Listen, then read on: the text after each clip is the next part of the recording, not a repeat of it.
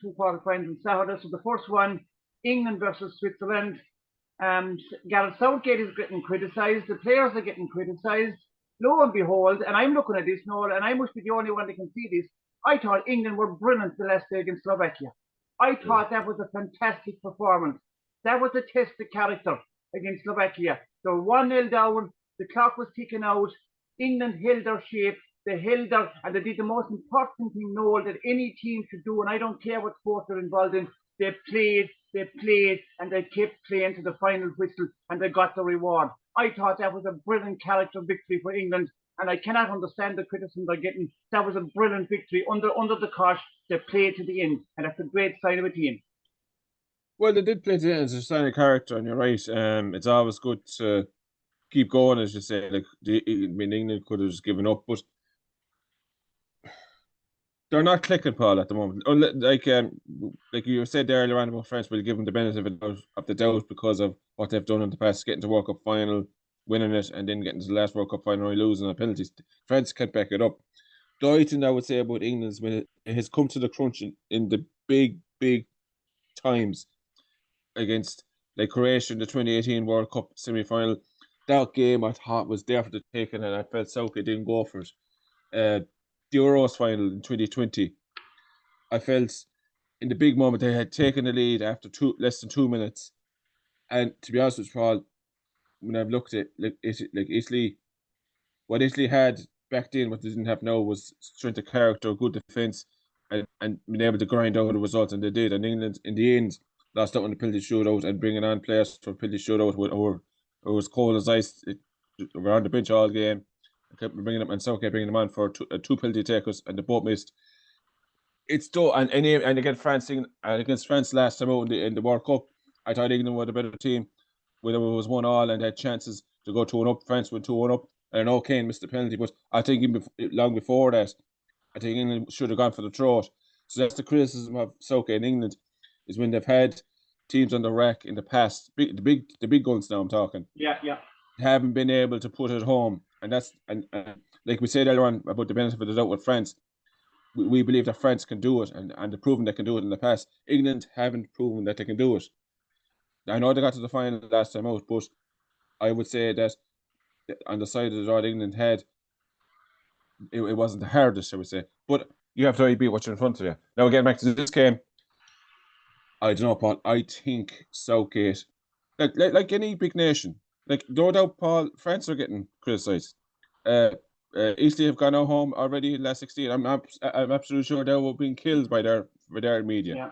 So when you're a big nation, your media is going to turn on you. And to be fair, Paul, the performances haven't been great.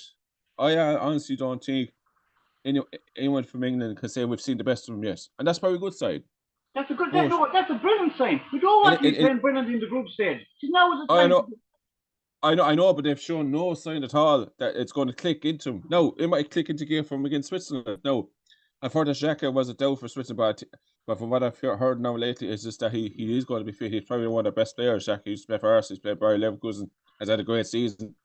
Vargas scored an unreal goal against Italy, and Switzerland put Italy to the start. Now we know Italy are poor, and they've been very poor now the last couple of years, and they were defending champions, to be fair, but Switzerland brushed them aside.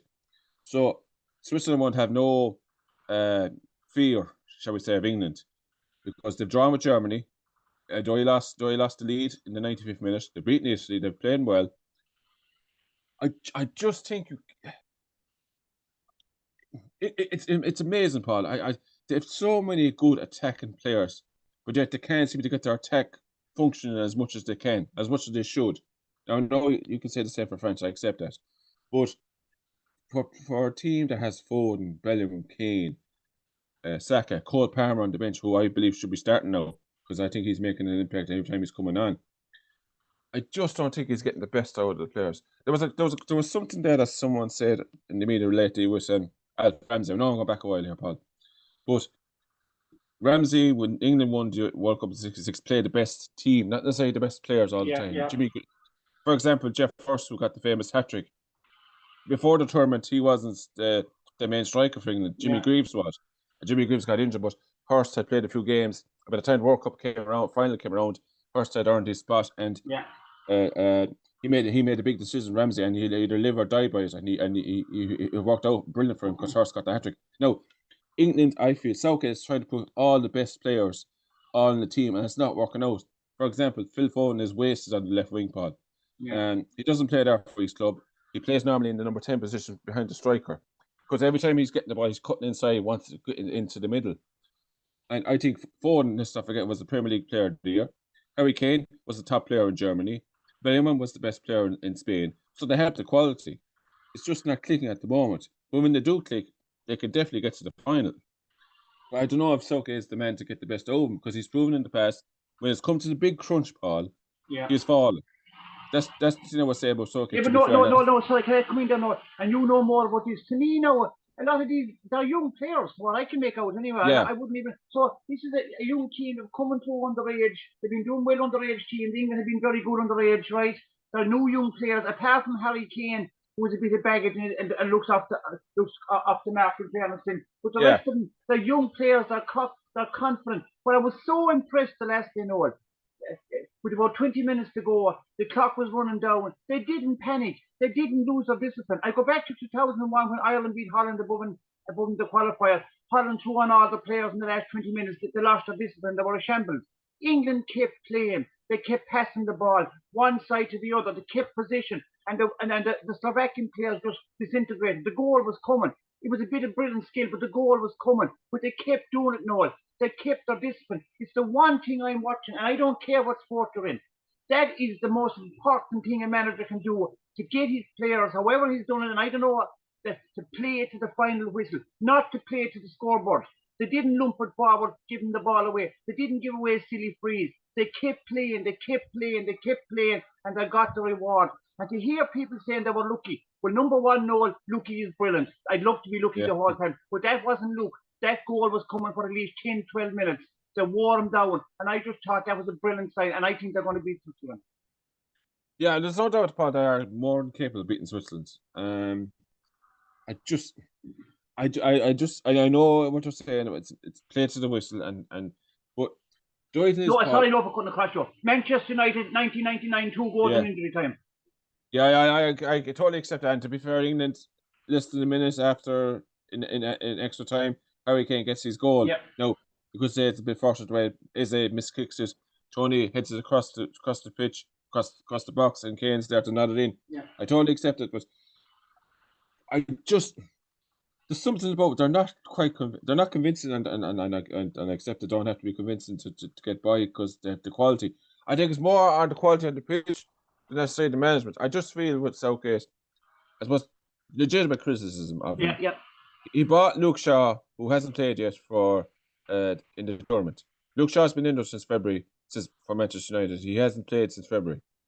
And he has tried to play Rice, and first of all, it's Trent. He said it was an experiment. Now, to be fair, Paul, I think you shouldn't be doing an experiment during the middle of an international tournament, particularly if it doesn't work. And Trent in midfield didn't work. The player used to play for Liverpool, who plays for Liverpool at right back. That didn't work. Gallagher was put in there. Now, I know if anyone watched Gallagher at Chelsea, he's a wholehearted player. He'll chase around. He'll try and win the ball back. He'll try and set up a few goals if he can. But he's not exactly a top-class midfield player in terms of creative sense.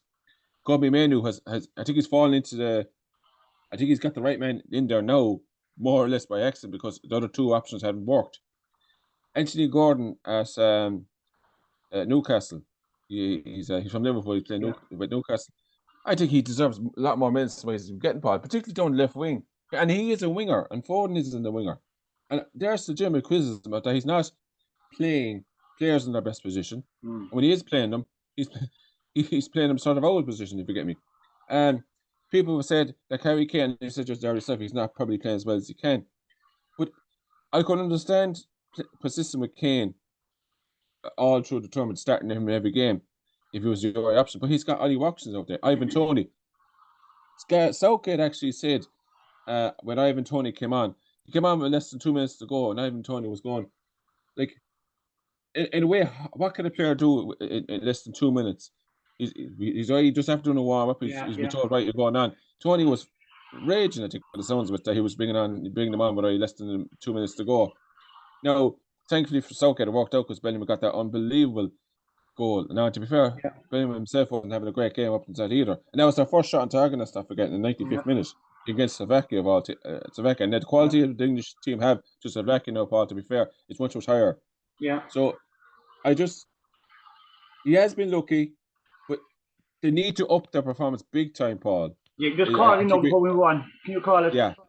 I think England will probably just about do it. I think they'll win probably 2-1. But they'll have to prove an awful lot, and they'll have to play pattern the play. They'll have to create a lot more chances and perform better. Now, Gahey's out for centre back, so it's going to be interesting. He's going to probably concentrate at centre back. He's going to have to make a few changes. But if you ask me to call it, Paul, I still think England will probably just have enough to get over the line 2-1. Yeah, I think England will win because I think that game, as I said, will bring the team together so strong. That kind of a result is what goal does because it'll bring the team together. So I'm going for England. Right now, we move on into the last quarter final, Netherlands against Turkey. The Netherlands traditional team, maybe the players aren't as good as the great players they had in maybe 10, 15, 20 years ago, but they're starting to, I saw the game yesterday, and they're starting to look good, and they're starting to improve at the right time. Turkey had a good win against Austria, so what are your thoughts? Yeah, Paul, I have to say I agree with you there about the Netherlands. They didn't have the best of group stages. I think they drew France and they lost Austria in the last couple of minutes. But the game against Romania now yesterday, I have to say, in terms of half of football, first half in particular, I thought Netherlands controlled that game completely. Playing really good one-touch football, good passing, good movements, the old Dutch style football. And I know it's Romania probably weren't putting enough pressure on them, but you have to create the chances. They created a host of chances in that game. They won it eventually 3-0.